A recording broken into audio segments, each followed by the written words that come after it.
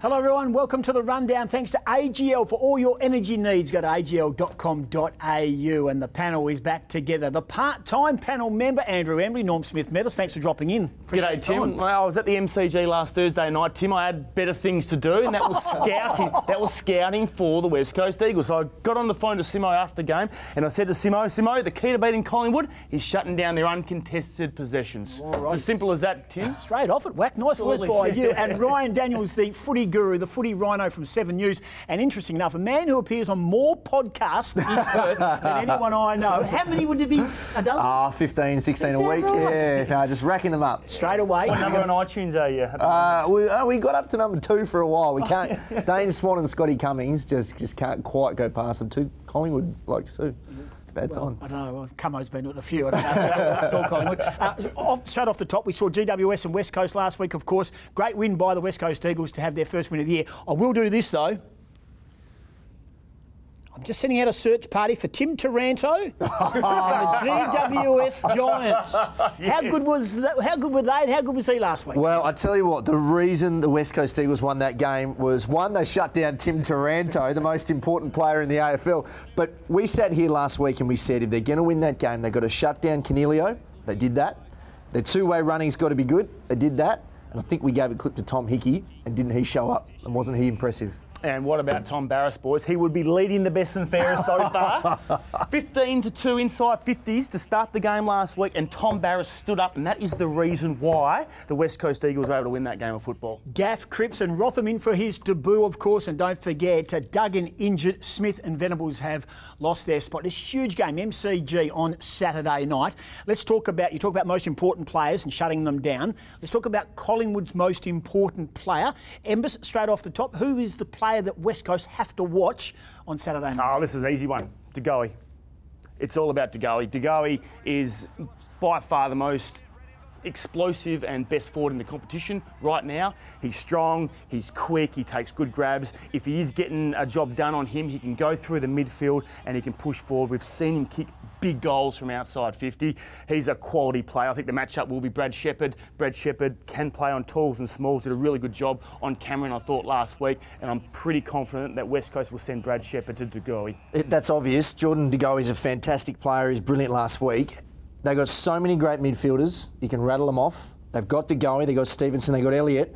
But the guy who does everything for them and straightens them all up is the big American pie, Mason Cox. Now, I think he's a little overrated. I think he gets a lot more press than he probably deserves. But when you're talking structure, what he does for them, when they look up and they can just see this big unit who's almost unstoppable in a marking contest, that does everything for Collingwood. It's funny you talk about those two because I'm going with the other big. I'm going Brodie Grundy. It has to start in the middle. So as much as Hickey was great last week, and I think Vardy is almost now number 2 to Hickey, I think what we've seen, I believe that first hands on footy help Collingwood no end. And if Grundy can dominate in the middle of the ground, then I believe Collingwood have the ball going their way. If he gets outnumbered and outsized and stoppages and is beaten by Hickey and stroke Vardy, then I think Collingwood are in a world of pain. I don't agree with you on De Goey. I'm sorry. I know there's a whirlwind of fluff and bubble about how good he is.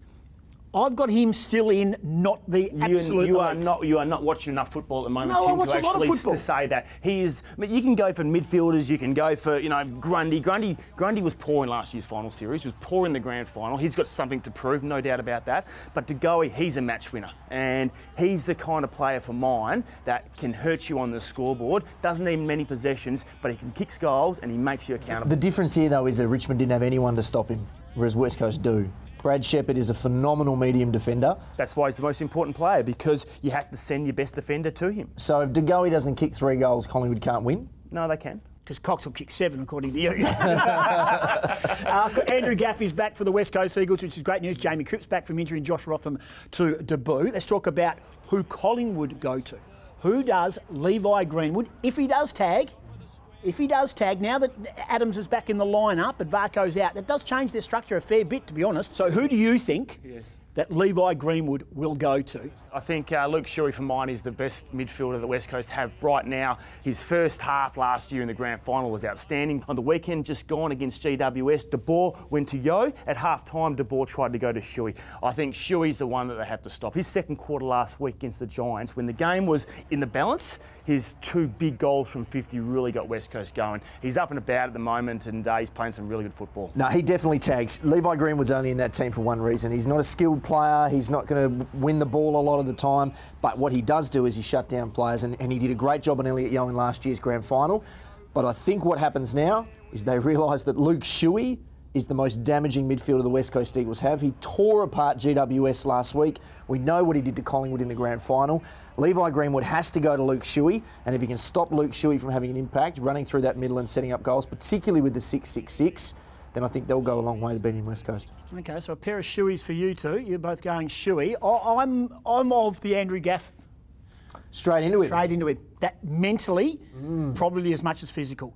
Go to him, say you've been out of action for a long time, and he has been, let's not beat around the bush, you've been out of hardcore footy, wasn't there at the grand final. Go to him, make him accountable, because he will, I tell you what, he will give you 35.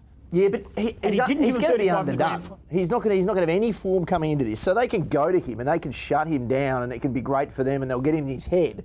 But meanwhile, Luke Shuey's running around getting 33 and damaging 33, and Elliot Yeo is beasting them in the contest. So I see what you're saying. It might rattle Gaff, but that doesn't matter. In terms of winning the game, they need to stop the 2 most damaging guys. But go the rattle Gaff and see what the reaction of the West Coast Eagles players is to go, and you know that they're going to come out and defend Gaffy. They're going to love him being out there. He mentally can't wait to be out there. It's great for his development after what he's gone through in the off-season and the end of last year. My belief is that the distraction of Gaff being targeted by Greenwood probably could take West Coast eye off the ball. They'll be prepared for it. They'll absolutely be prepared for it. But I believe that if you're going to have a genuine stopper in your mid-4, then you are, with the 6-6-6 and the lack of sort of intensity around the ball like it has been, Collingwood could get caught on the hop here. West Coast midfield is not to be sneezed at. You've overthought it. You've overthought it, Tim. You've just put too much thought into that. You made it really complicated. Just send him to Shuey. You just make it really simple. Okay, well, I'll write it in crayon for you next week, or slow down for you, mate. All righty. Let's turn around. It is now round 3. It is Collingwood versus West Coast. There is a real push for many people to believe, and I find it that we've had this conversation spasmodically over time. Should this game be the first game of the year, where both teams who played in the grand final get the same preparation time coming in, and basically it is the showpiece to kick the new season off? Should this game have been the opening game of the home and away season? Forget about your Carlton, Richmond. Let's go for the 2 grand final teams. The short answer is no, and here's why. And I was on the other side of the fence. At the start of the year when I was watching Richmond-Carlton, I was like, this can't go on. We can't continue to run through the Richmond-Carlton thing. But then I kept seeing the crowd numbers year after year after year. The MCG hosts the last game of the year. I think it should host the first. And if you've got a grand final rematch, you can't guarantee that. If we've got West Coast Sydney or Port Adelaide Brisbane or whoever it be, you can't guarantee that. That's why I think that the grand final replay suits to be around now. What I would like to see is the winning team host the first grand final rematch. I agree with that. This game should be here. I agree with that, 100%. I agree with that. But then again, if if Collingwood are in a grand final, and then they're going in to play the first game of the year, you're going to get 90,000, especially if they're the premiers and they unfurl their flag. I'm talking about the big teams. But won't you get that anyway this week? Won't you get 90,000 at the G this week? No chance. No chance. Won't you get 80? No chance. You don't think so? No, for this game? 60? 50? It's between 60 and 70. Yeah, 65. Yeah. I reckon I'll go 70 plus as a minimum. Well, you are the stats I'm guru. willing to put it on a line. Your thoughts? $5 on it? Yeah, 10. Gamble.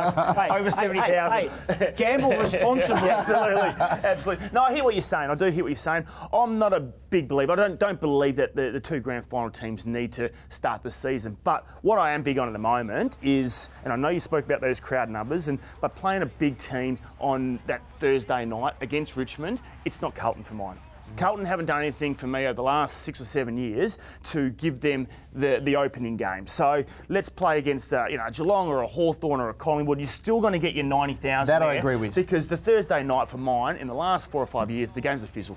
It's not an entertaining game of football. There's no way to guarantee that Carlton and Richmond will be even at any point. This is the problem. We had years where they were both bad. Then Richmond have gone Have far Carlton ahead. ever beaten Richmond on a Thursday night? It's been a long time. It's been a I long can't time. remember. I will say this.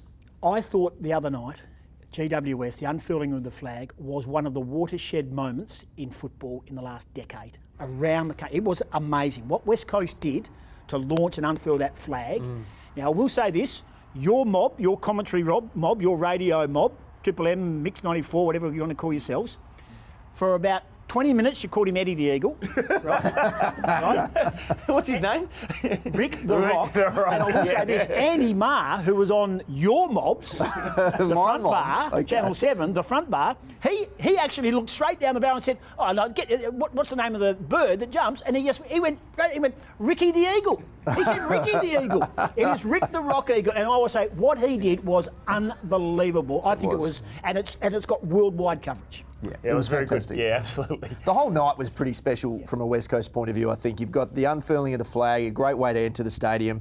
And then, of course, they had the stand for racism at the end, which I didn't think anyone knew was coming. Brilliant. And they did a great job. And kudos to GWS for, after getting pumped, to stay on the ground and do that. Yeah. And I believe it was even their idea.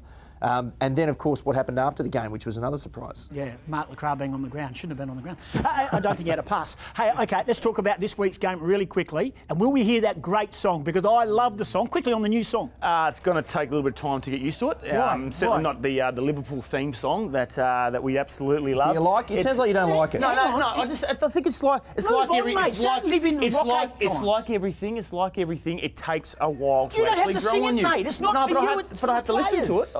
I had to listen to it. I didn't know what was going on. It's for the playing group, mate. It might eventually grow on us, but at the moment, it's not what I'm used to. No, I don't like it either. I don't like it. They started singing, I was like, what is happening here? Look, I spoke to a lot of fans last weekend. They loved it, which is surprising to me. That's the most important thing. I'm a traditionalist. I've said this many times. I prefer things to stay the way that they are in this in a footy sense and an old school sense. The song matters. You can't just go adding words to songs. Yes, you can do it, mate. It's the playing group singing it. So, led by okay, you take a Hutchie. Beatles song, you just add a verse. Doesn't matter, mate. It's moving with the times. So If you're- what happens in 2 years' time when this playing group's no longer together? They come up with a new song? Hey, mate, when the Australian cricket team win a test match, they just go with the tradition. They just keep moving forward. Someone else takes over the So this- conducting Yeah, of and the the- Australian cricket team's tradition. gone beautiful. Oh, hang It's on, an they've won eight in a example row. of They've what won to eight in a row. do. Won 8 games Warner in a and row. Smith will come in. They'll change the song. All righty. So Collingwood, MCG, Saturday night. I have a sneaking suspicion you're leading to the black and white team. Flip the score, 5 points Collingwood. I think it's going to be a great game. I just hope we get a game that's as close to that grand final as it can be for intensity and what they delivered on that big day.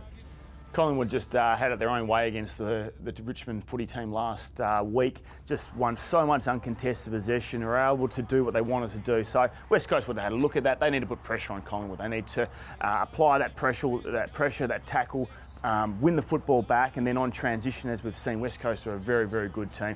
It's flip of the coin for mine, but I guess West Coast record against Collingwood has been pretty good in recent times, so I'll back the Eagles. West Coast for me because they pay the bills. Ryan Daniels from Channel 7, nice work by you. Podcast, when? The Hardball Gets AFL show. You can get it now. There's 3 episodes this week, Timothy. Okay, and mate, any chance you can just give Richie Beno's jacket back to him? Late Richie Beno at some like stage, this that one. would be greatly appreciated. What's wrong with this And one? I'm sporting the Hugo Goss as well today. That has been the rundown. I hope you enjoyed it. It is a massive game. West Coast at the MCG. Andrew Gaff back, Josh Rotham to the Boo, and Jamie Critch for his first game for the year, taking on Collingwood. It's been the rundown for AGL. For all your energy needs, go to agl.com.au.